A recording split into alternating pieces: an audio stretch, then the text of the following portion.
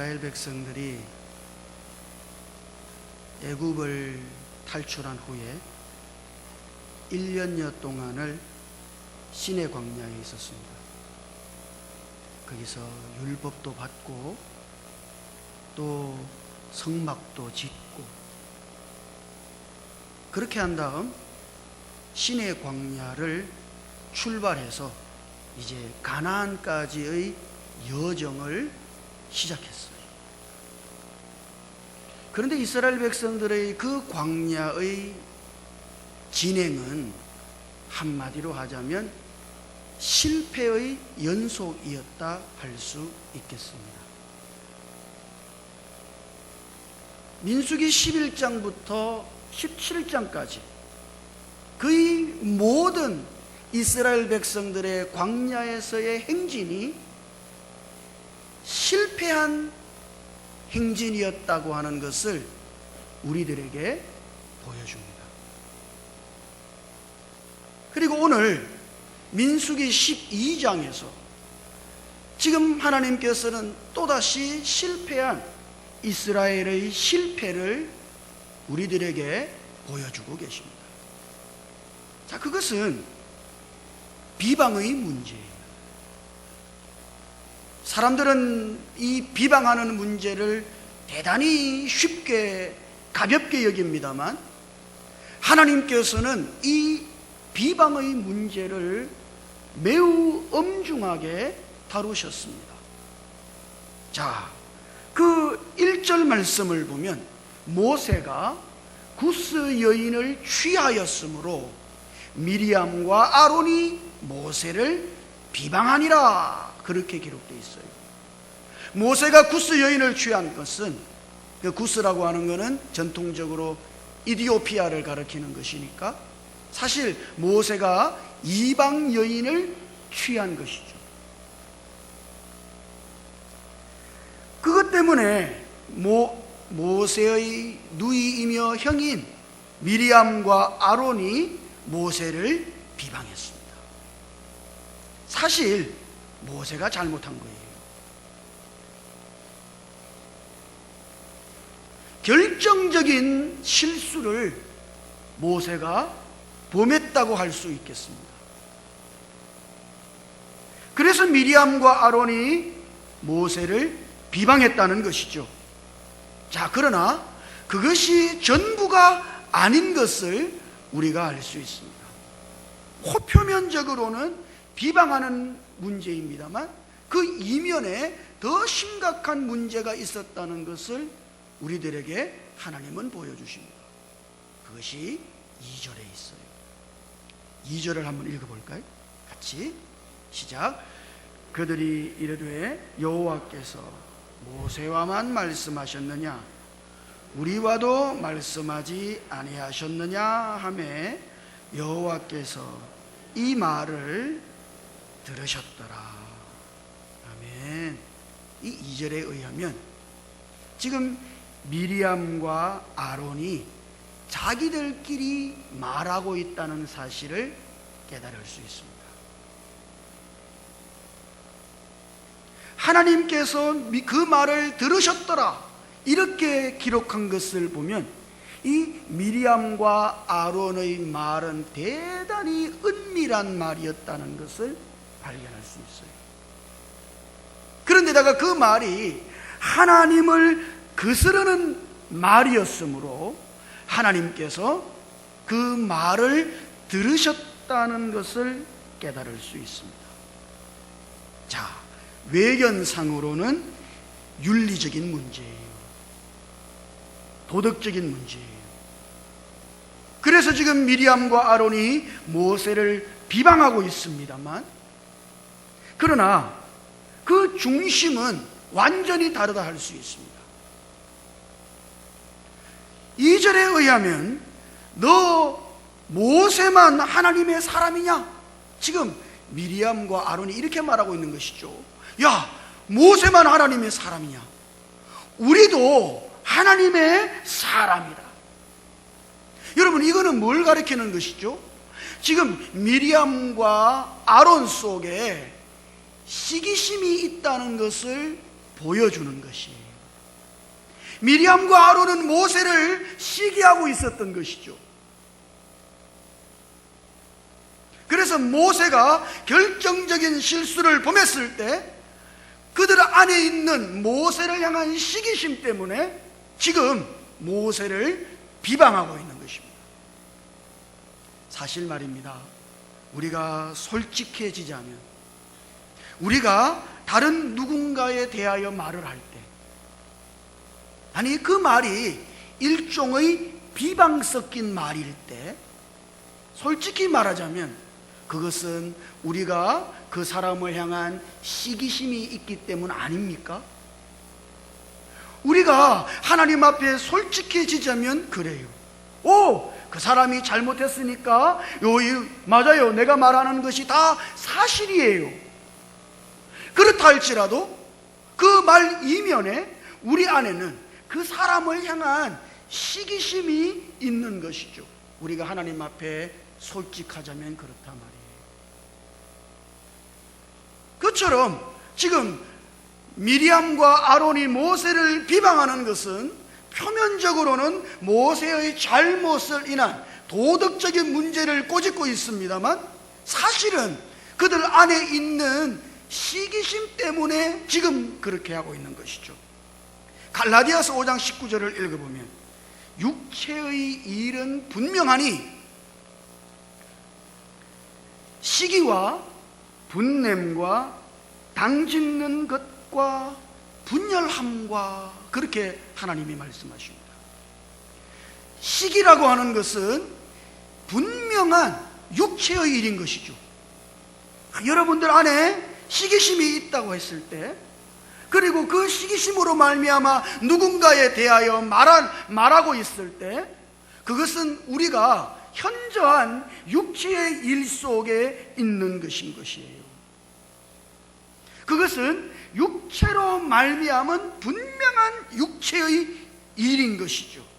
뿐만 아니라 지금 갈라디아서 5장 19절은 그 시기와 분냄을 당짓고 분열하는 것과 연결시키고 있어요. 그 시기심으로 말미암은 비방이 결국은 분열을 가져오는 것이죠. 지금 2절에서 미리암과 아론이 하는 말을 보면은 그들이 분열의 상태에 있다는 것을 발견할 수 있습니다. 그들이 뭐라 그랬어요? 우리와도 말씀하지 아니하셨느냐? 우리와도 말씀하지 아니하셨느냐? 지금 미리암과 아론은 자신들을 분리시키고 있는 것이죠. 우리라고 하는 말은 원래 전체를 포괄하는 그런 말이기도 합니다만, 때로는 분열된 일부분의 무리를 가리키는 말일 수도 있는 것이죠. 여러분들끼리 모였어요. 전체에서부터 분열된 것이죠. 거기서 야, 우리가 이렇게 하자, 이거는 분열된 우리를 가리키는 거 아니에요? 지금 모세를 비방하고 있는 미리암과 아론이 그들 안에 있는 시기심으로 말미암아 모세를 비방하고서, 그리고 그들 스스로를 분열시키고 있는 것이죠. 이것은 하나님 앞에 대단히 심각한 문제인 것입니다.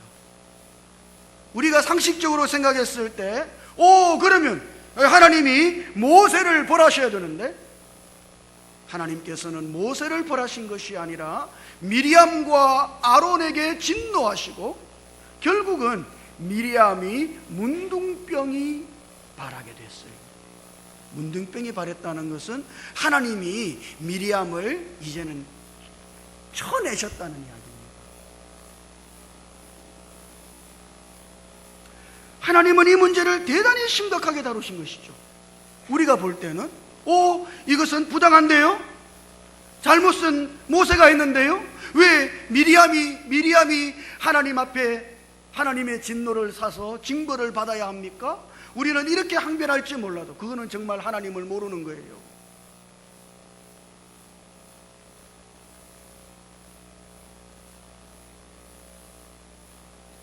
이 미리암과 아론의 안에 있던 시기심으로 인한, 그리고 그들의 비방이 가져온 것은, 이것은 하나님의 목적인 교회, 공동체의 가장 큰 악이기 때문입니다. 그래서 하나님께서는 지금 이 미리암과 아론의 문제를 쉽게 넘어가지 않아요. 철저하게 다루고 계신 것이죠. 우리가 하나님 앞에 있다면 하나님께서도 우리를 이렇게 다루실 것입니다. 우리 안에 있는 그 시기심이라고 하는 것은 현저한 육체의 일이므로 하나님께서도 우리를 이렇게 다루실 것이며, 그 시기심으로 말미암은 비방과 그 비방으로 말미암은 분열로 인하여 하나님께서는 우리를 그렇게 대단히 엄중하게 다루실 것이에요. 자, 그러면 여기서 이런 비방 속에 있었을 때 모세는 어떻게 했을까요? 모세는 뭐 했습니까? 민수기 12장 1절부터 16절까지가 이 한 사건에 관계된 이야기예요. 이 16절에 이르는 동안 모세는 아무것도 하지 않았습니다. 그는 마치 죽은 사람과 같은 것이죠. 딱 한 번, 민수기 12장 13절에서 모세는 문둥병에 걸린 미리암을 고쳐주시기를 기도하는 그 짧은 기도 이외에 모세는 그 어느 것도 하지 않았어요. 어떤 말도 내뱉지 않았으며 어떤 행동도 취하지 않았으며, 그는 마치 죽은 사람과 같이 자기 안에는 어떤 견해도 없는 것처럼, 자기 안에는 어떤 의견도 없는 것처럼 그렇게 지금 모세는 죽은 자와 같이 있었습니다. 모세라고 할 말이 없었겠어요? 지금 모세를 비방하는 아론이 어떤 인간입니까? 모세가 하나님의 법을 받기 위하여 하나님과 대면하고 있을 때 그 시내산 아래에서 이스라엘 백성들과 함께 황금 송아지 만들어 놓고 우상 숭배한 장본인이 아론 아니에요? 그 범죄를 작다 하겠습니까? 이스라엘 백성 전체를 우상 숭배에 빠지게 만들었던 장본인, 모세도 할 말이 있어요.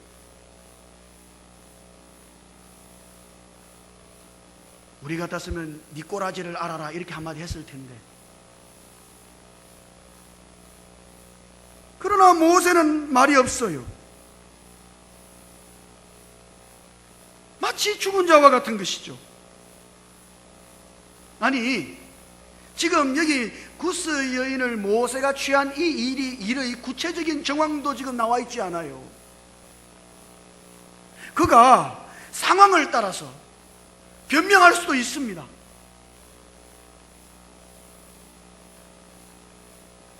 그렇지만 모세는 변명도 안 해요. 마치 죽은 사람과 같은 것이죠. 아니, 또 원망도 없어요. 지금 이 비방하는 사람들이 누굽니까? 모세와 아론의 누이와 형 아닙니까? 아니, 그렇다면은 당신들이 내 피부친데, 내 형제들인데 어떻게 다른 사람도 아닌 당신들이 나한테 이럴 수 있냐고. 다른 사람이 나를 비방한다 할지라도 당신들은 내 편 들어야지. 그렇게 모세가 원망할 법도 한데 모세는 원망도 없어요. 마치 죽은 사람 같아요. 아니, 말하자면 모세의 업적은 작다 하겠습니까? 이스라엘 백성들이 지금 애굽에서 탈출하여서 하나님의 은혜 속에 시내 광야에서 하나님의 법도 받고 성막도 받은 그 모든 것이 모세로 말미암은 거 아니에요. 그가 여호수아가 이스라엘 백성들을 이끌고 나올 동안 얼마나 희생했는데, 아니 얼마나 양보했는데, 모세도 할 말이 많았을 것입니다. 그러나 모세는 말이 없어요. 우리 경상도 사나이들은 그러지 않습니까? 열받을 때, 예? 치아라 그러잖아요. 그리고 맡고 있던 거 다 던져버리고 기분 나쁘다 이거죠. 예?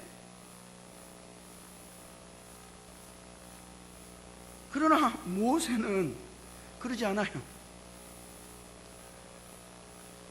마치 죽은 자와 같은 것이죠. 여러분이 이런 모세의 삶을 어떻게 생각하십니까? 지금 모세는 계명을 지키고 있는 것이 아닙니다.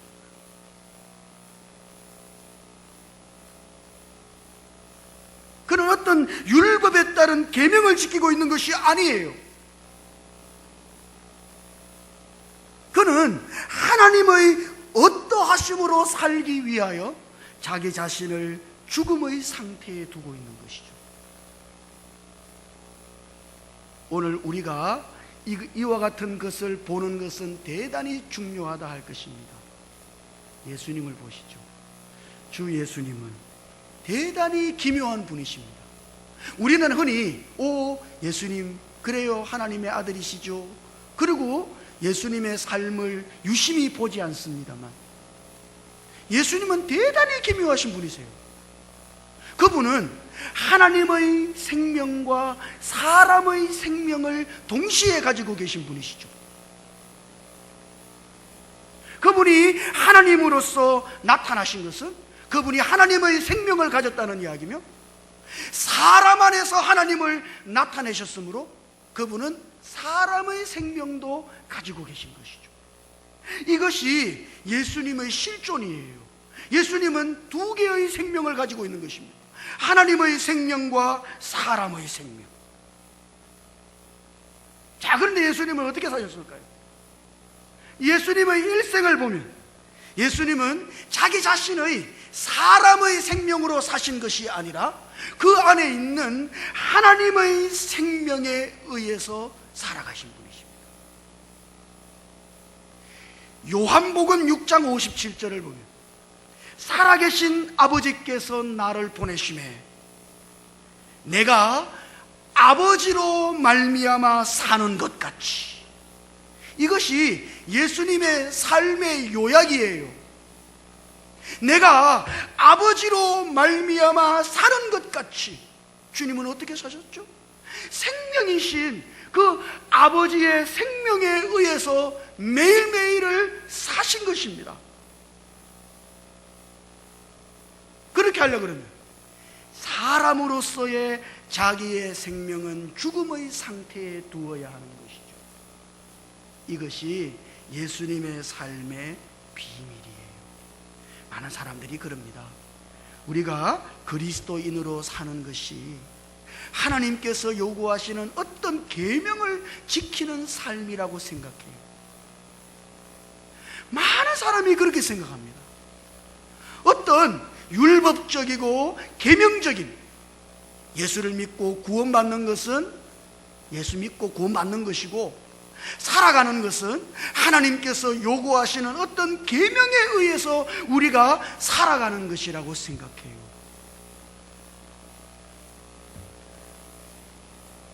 그러나 하나님께서 요구하시는 삶은 어떤 한 계명을 지키는 삶이 아니라 사실은 우리의 생명이신 그리스도, 하나님의 생명에 의해서 오늘 우리들 모두가 사는 것이죠.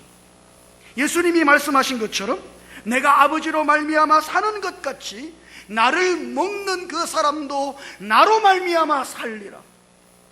생명이신 그리스도에 의해서 우리가 매일매일을 사는 그것이 하나님께서 오늘 우리들에게 요구하시는 삶이라 할 수 있겠습니다. 그렇게 하기 위하여 주님은 자기의 사람으로서의 생명은 언제나 죽음의 상태에 두시고 하나님의 생명에 의해서 매일매일을 사셨어요. 바울이 빌립보서 3장 10절과 11절에서 이렇게 말하는 것을 우리가 주의 깊게 읽어볼 필요가 있어요.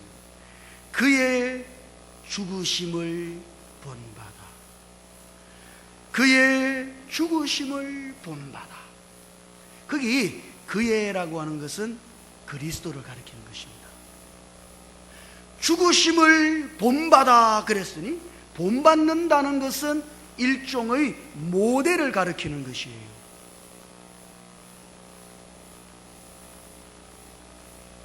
그러니까 그리스도께서 죽음의 상태에 계신 것을 우리가 본받아 그런 이야기죠. 그것이 우리의 모델이다 이런 말이에요. 다시 말하자면 사람으로서의 자기의 생명은 죽음의 상태에 두시고 매일 하나님의 생명에 의해 사신 그리스도가 우리의 모델로서 우리도 마치 우리 인간의 생명은 죽음의 상태에 두고 우리 안에 있는 우리의 생명이신 그리스도에 의해서 매일을 살아야 한다고 바울은 그렇게 말하고 있는 것입니다. 여러분들이 그리스도를 따르고자 한다면 이와 같은 중대한 문제를 볼 수 있어야 합니다. 하나의 계명을 지키는 것이 아니에요.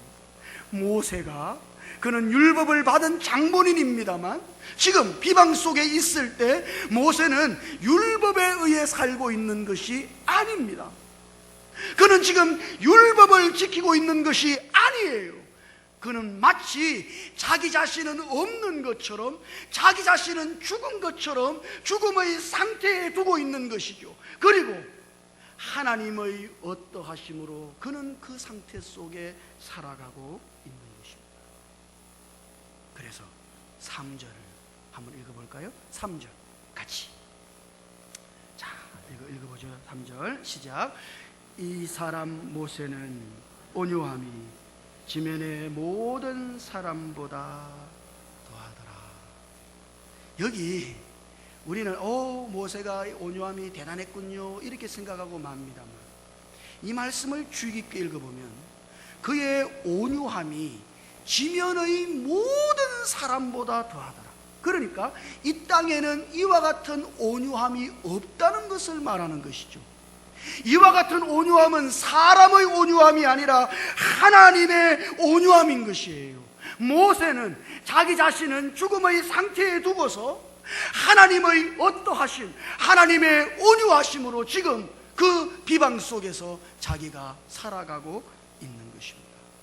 모세가 미리암을 위하여 기도했다고 하는 것은 이 모세의 온유함이 하나님의 온유함처럼 완전했다는 것을 보여주는 것이죠. 그리스도를 보셨어요? 그리스도는 어떤 분이시죠?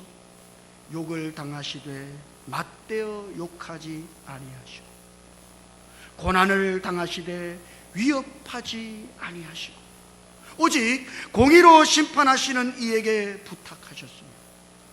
십자가에서 자신을 못 박고 조롱하는 사람들을 위하여 그분이 기도하셨습니다. 실로 그리스도의 온유함은 지면의 모든 사람보다 더하다고 할 것입니다. 그러므로 이 모세의 온유함은 사실 모세 자신의 것이 아니라 하나님의 것이며 하나님으로 말미암은 것이며 오늘 우리들로 말하자면 그의 온유함은 그리스도의 온유함이었던 것이죠. 그래서 그는 매일 자기 자신은 죽은 사람으로 그리고 그 안에 마치 하나님께서 살아계신 사람으로 그는 살아가고 있는 것입니다. 오늘 우리가 그리스도를 따르고자 한다면 우리는 매일 우리 자신의 사람으로서의 생명은 죽음의 상태에 두어야 할 것입니다. 나는 마치 죽은 사람과 같아요.